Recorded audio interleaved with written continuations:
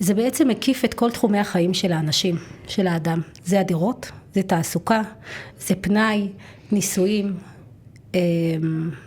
מקיף את החיים שלהם. יש 8 מרכזי תעסוקה. בירושלים, יש 6 מרכזים, בבני ברק, באשדוד.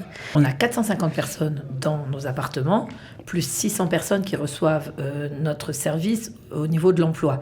Moi, je fais pas mal de groupes de parole, en fait, dans les appartements, avec les personnes, bien sûr, qui ont un fonctionnement très élevé. Quels sont leurs rêves, où ils se voient dans 5 ans, qu'est-ce qu'ils ont envie de faire. L'association Aller Sihar est une association qui a été créée depuis plusieurs années et qui s'occupe des gens avec des handicaps. Une association magnifique, il s'occupe d'eux de A à Z depuis longtemps. Donc on va donner la parole tout de suite à celles qui sont sur le plateau. On va commencer par Gita Amondri. Gita, shalom. Shalom uvracha. Alors vous êtes bien sûr directrice des appartements de Aller Sihar, puisque la fonction de cette association est de donner le maximum d'indépendance et d'offrir évidemment des appartements en pleine ville à ces gens qui pour qui la vie n'est pas toujours simple. Et puis vous êtes venue avec Lisa Cohen. Lisa Cohen, bonjour. Bonjour. Assistante sociale au sein de cette association. Alors, on va commencer simplement par le début. Pourquoi cette association a été créée? ההורים שלי, משפחת פרקל, חיים ורחל, הקימו את זה בשביל אחותי. יש לי אחות בת 13, מכבר בת 46, והייתה אמירה ראשונה שהיא בכלל לא יוצאת מהבית, היא תמיד תישאר לעולמי עד בבית. ככה אוהבים אותה ורוצים שהיא תהיה בבית, אבל לאט לאט היא גדלה, והבינו שבעצם היא בתפקוד נמוך, אוטיזם בתפקוד מאוד נמוך, וגם היא לא מקבלת את הצרכים בבית, וגם הילדים האחרים זה פשוט הלך ונהיה יותר ויותר קשה. ואז הייתה אמירה של ההורים, בכל מקרה, כרגע מה, הכל היה חילוני, והבית הוא בית שומר תורה ומצוות, והם אמרו, לא יהיה, הבת לא תצא, בכל מקרה. הקדוש ברוך הוא עזר, אז אבא שלי, הרב פרקל, עבד במשרד הרווחה, העלה את הספקות בפני אנשים, גורמים, ועם קבוצת הורים מסוימים, הם הלכו לבדוק כל מיני מקומות, הם ראו מקומות שהם מוסדיים, והם אמרו, גם זה לא יהיה. אנחנו נקים משהו אחר. ואז הם הקימו את המערך דיור, בית בתוך הקהילה בשכונת ארנוף בירושלים, לרבקה לאחותי, אני זוכרת את אבא יוצא עם המזוודה ככה, ואת אמא עומדת ככה עם דמעות בעיניים, אני הייתי בחורה קצת יותר גדולה, ואבא אומר לאמא, זה השידוך הכי טוב לרבקה שלנו. וככה נפתח הבית הראשון לפני למעלה מ-30 שנה. אז כך הוקם הבית הראשון עם הורים מדהימים, צוות נפלא שיש, והיום יש למעלה מ-100 דירות, לא סופרים כבר, עם תפקודים שונים, בכל הארץ, בירושלים, יש בבני ברק, יש באשדוד, בשומרון, רחובות יש לנו כבר זוג, פתח תקווה, זהו. Alors, ce qui est formidable, Lisa, c'est que non seulement il y a 100 appartements que vous appelez appartements communautaires, mais en fait, ce sont des appartements dans les villes. Ce sont complètement des appartements dans la communauté, en fait, c'est-à-dire comme n'importe qui, c'est-à-dire à l'intérieur d'immeubles tout à fait normaux, il y a des appartements avec des personnes avec des handicaps. Alors ça peut être des handicaps très très lourds, avec des personnes vraiment qui ont vraiment du mal à fonctionner, etc. Mais ça peut être aussi des gens avec un fonctionnement très très élevé, qui peuvent aller au travail tout seuls, qui bien sûr qui sont autonomes au niveau de leur de se doucher, de préparer à manger, etc. Donc en fait c'est pour des gens qui ont des retards cognitifs, des déficiences intellectuelles, ça peut être vraiment très lourd, mais ça peut être aussi léger. Alors c'est de tout. Alors c'est effectivement, ça peut être des déficiences intellectuelles, ça peut être aussi des personnes avec de l'autisme, mais pareil, ça peut être très très lourd ou très léger. Il y a des personnes, on peut les rencontrer dans la rue et pas du tout se rendre compte qu'elles ont un handicap. Donc des gens qui peuvent avoir des couches qui ne sont pas du tout autonomes physiquement. Et puis des gens qui vont travailler, tout simplement. C'est impressionnant. Exactement. Alors, il n'y a pas que ça. Il y a beaucoup de choses. זה בעצם מקיף את כל תחומי החיים של האנשים, של האדם. זה הדירות, זה תעסוקה, זה פנאי, נישואים, מקיף את החיים שלהם. יש 8 מרכזי תעסוקה בירושלים, יש 6 מרכזים, בבני ברק, באשדוד, יש על כל הרצף, מהתפקודים הנמוכים שבעצם זה מרכז יום, זה לתת להם חיים איכותיים בתוך כמה שאפשר, גם אם אין יצרנות, אבל לתת להם חיים טובים, עבודה מוגנת, ועד מפעלים, יש קבוצות עבודה, יש מפעל ציציות מדהים, יש קבוצות עבודה, בכל מיני, יש קבוצת הכשרה בהדסה עין כרם, ועד עבודה בחוץ, בקהילה, בכל מיני מקומות. אם אתם רואים אנשים מיוחדים, אתם רואים בחורים עם תסמונת דאון, או אנשים עם מוגבלות שעובדים בחנויות ובכל מיני מקומות, יכול להיות שזה בחור שבעצם מקבל את התמיכה. נראה שהוא עובד רגיל וזה, מקבל המון תמיכה מבחוץ על ידי עלי שיח. Alors oui, on sait qu'il y a beaucoup d'aide.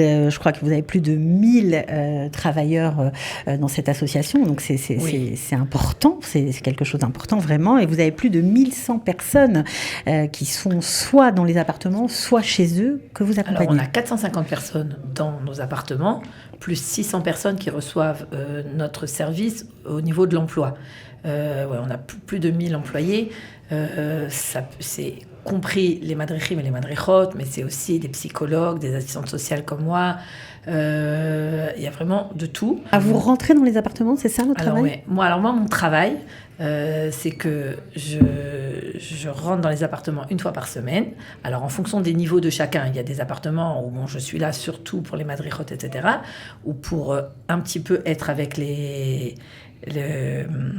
les gens qui habitent, mais je suis aussi dans les appartements où les personnes, justement, sont à un niveau très élevé. Alors, on discute ensemble. Quelle est on va dire, la spécificité de vos interventions? Comment vous les aidez concrètement? Alors, moi, je fais pas mal de groupes de parole, en fait, dans les appartements, avec les personnes, bien sûr, qui ont un fonctionnement très élevé. On peut parler de tout. Alors, quels sont leurs rêves, où ils se voient dans 5 ans, qu'est-ce qu'ils ont envie de faire, etc. Ou leurs frustrations aussi, pas seulement les choses positives, mais aussi où sont leurs difficultés, leur faire prendre conscience de leurs difficultés, et comment les affronter, mais aussi leur donner les outils pour mieux affronter la réalité quotidienne. Par exemple, si on parle de personnes qui sont autistes, c'est par exemple leur donner, les aider à mieux communiquer entre eux. Alors entre eux, mais aussi avec le monde qui les entoure.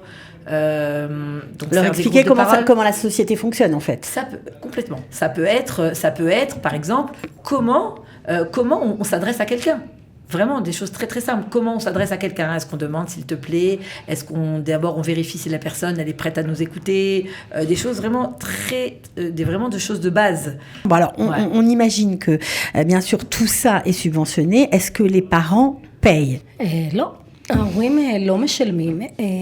יש בארץ יש מושג של קצבת נכות, שיש לכל אחד קצבת נכות. כשהוא נכנס למערך הדיור, אז הקצבת נכות יורדת ממנו, נשאר לו סכום של 20-25% שנשאר אצל ההורים לטובת הילדים, אבל את כל הדברים, את כל הצרכים, הבן הבת מקבלים בתוך הדירות. זה כולל את הדיור כמובן, את המזון, את הביגוד, את מה שצריך, הוא אמור לקבל מטעם הממשלה, שהיא נותנת לנו את הכסף.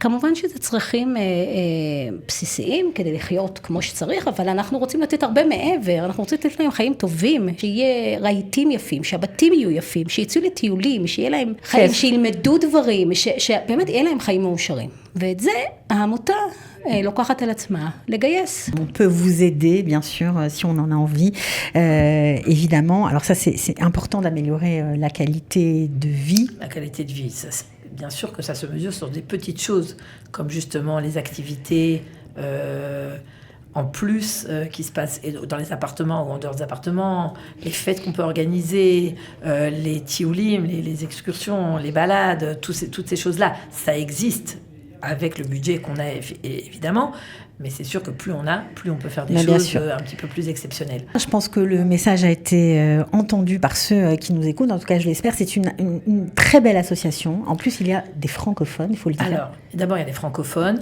Il y en a plusieurs. Il y a déjà une maman qui a témoigné, je crois, l'année dernière.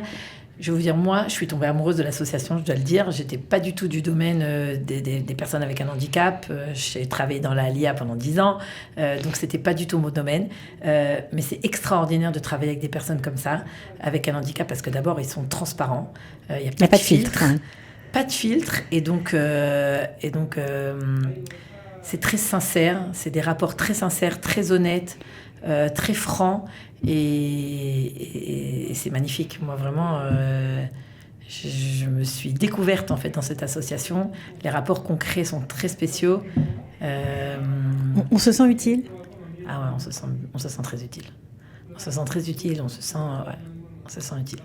C'est sûr. On se sent utile, mais surtout, on se sent utile, mais on reçoit énormément aussi en retour. Vraiment, on reçoit énormément en retour. C'est vraiment dans les deux sens. On donne le maximum, mais on reçoit vraiment beaucoup en retour.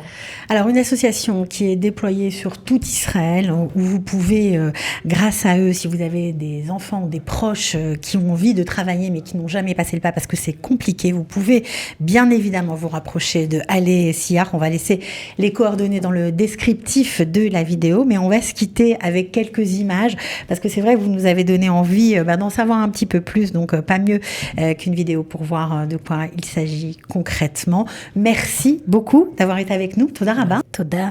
בבקשה. תודה רבה על הזכות. אנחנו מקווים שיהיו עוד אנשים שיזכו לזכות עמנו ביחד, לעזור לאנשים האלה. À très bientôt en tout cas.